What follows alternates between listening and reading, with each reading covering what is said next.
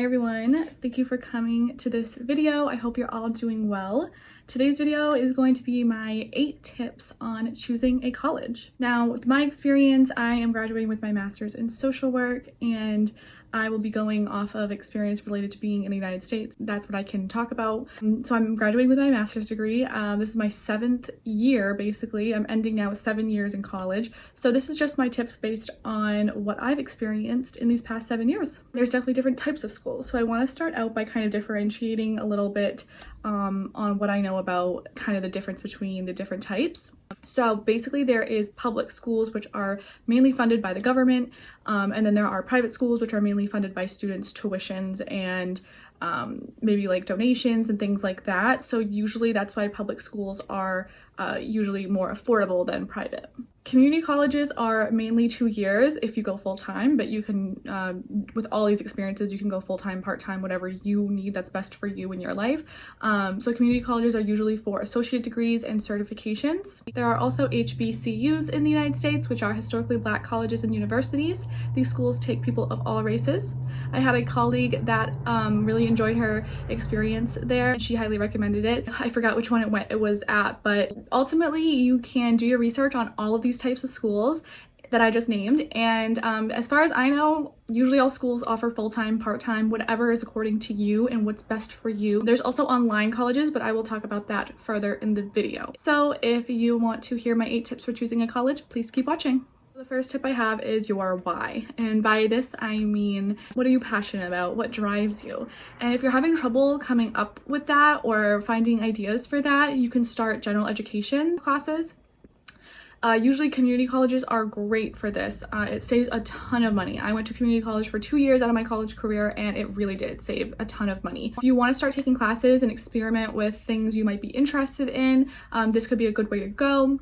But either way, considering your why will be really important. Do you want to help people? Do you want to go into the medical field? Do you want to work with computers? Do you want to do something with marketing or business? Like, there are so many options, and just kind of considering what your drive is and what motivates you to get out of bed in the morning and get your job in the future. That will be really helpful in considering what school you choose. My second one is, how will you pay? So there are so many ways of deciding how you're going to pay for college. Are you going to go with student loans, scholarships, savings, graduate assistantships?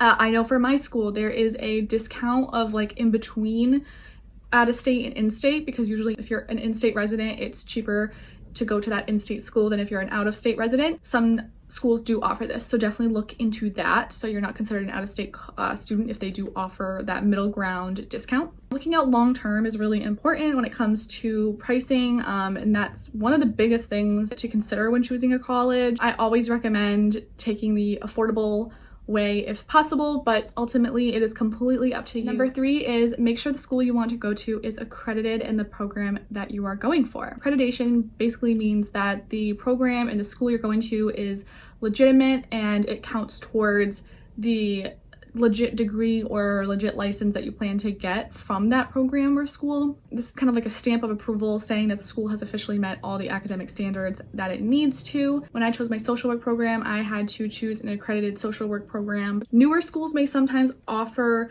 really affordable prices if they're in the process of getting accredited. Ultimately, it's up to you to decide if you want to weigh that out and kind of take the risk if the school doesn't get accredited.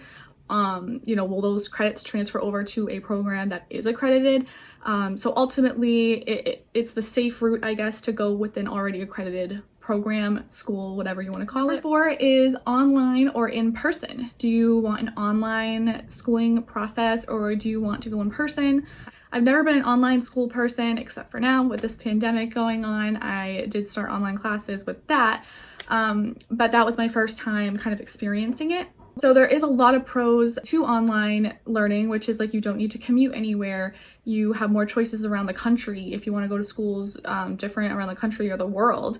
You have more flexibility if you have a family or if you're a caretaker for a loved one or something of that sort. Also, if you're working full-time, this could be a better choice for you as well. I'm personally an in-person class type of person. I like to be in the classroom and it helps me focus. I can stay on campus if I want to continue working after. It's just like better for me personally, and that's when you'll have to kind of ask yourself what is going to work for you. You can do both if you want. There's also classes that offer only online sessions, and you can go to class or campus part of the time too. So just depending on what your school and program offers. So number 5 is, do you want a certain school culture? And by that I mean, like, do you want big sports school? Do you want like Greek life? Does it have clubs, dorm life, etc.? So the culture of the school also matters, and this is basically if you're going to be in person schooling. Some schools have parties every weekend, and it's a big party school. If you ask around, like, there's a lot of partying or something like that, and that could affect dorm life if you want to live in the dorms. But yeah, a little like kind of research on the school could help decide with that. That brings me to my next question, which is number 6. What kind of environment do you want? This is whether you live on campus or you commute from home. Weather could factor, like cold weather, snow, if you're a commuter, that kind of thing. They have a really hot climate, and maybe you want to go for that, or you don't like that. Like, so the climate and the environment, that definitely matters. This also includes like city life or like that small town feel. So I would definitely recommend touring the school and getting a feel of it. A lot of schools offer tours, and so I know I went on mine and it was super helpful in helping me decide that school. I almost immediately fell in love with the campus and knew I wanted to go there. It could be worthwhile to take a little tour. Number 7, if you wanted to live on campus or commute. If you want to commute, some things to consider are like, how far are you willing to go? Maybe factor in gas, potential car repairs, for savings, that kind of thing. I know my car wasn't reliable when I first started college to be commuting back and forth, so it was definitely easier for me to live on campus. That's something to consider too, like your car reliability, or if you take public transportation, things like that. So I lived in the dorms the first 2 years of my undergrad, and that's where I met my fiance living across the hall from me. So I definitely got what I wanted when I went to the dorms, which is socialize, meeting new people. I had roommates, and I got to meet a lot of people that were in my dorm hall and things like that. And the beauty for me was that I grew up in a really small town. I went to elementary school, middle school, high school in a very small town, and it was not super diverse. So I just wanted more of a diverse learning environment, and I definitely got that at my college. Finally, number 8 is, what resources does the school have? So this could mean like writing centers, dining options, etc. I know for my campus, like writing centers were super important. I went there quite a few times. Even when I was applying to the master's program from after my BSW, I had to write a personal statement, which was like 6 or 7 pages. And there was a social work writing professor, I guess, from my school that helped me edit and go through my whole paper, and it was super awesome to have. So I highly recommend, if your school has a writing lab, take advantage of that. Do they have like a computer and printer center? I know my school had quite a few buildings of computers and printers, which were part of your tuition to use. Especially if you don't want to spend money on a laptop and or printer, those computer labs could be super helpful. My school also offered a gym, which was part of our tuition. The gym was really cool. I went for the first, couple weeks of school and never ended up going back.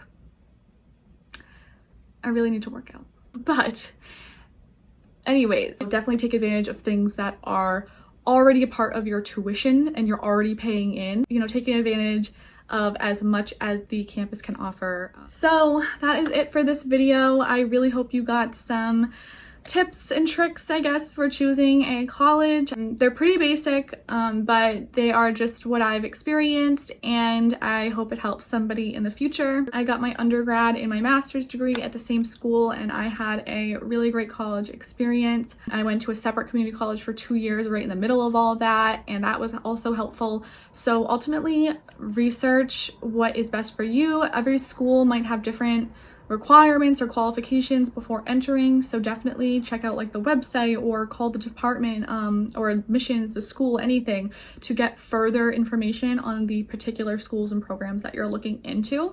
I hope that you are all doing well and staying safe during these crazy times, and I will see you in my next video. Bye.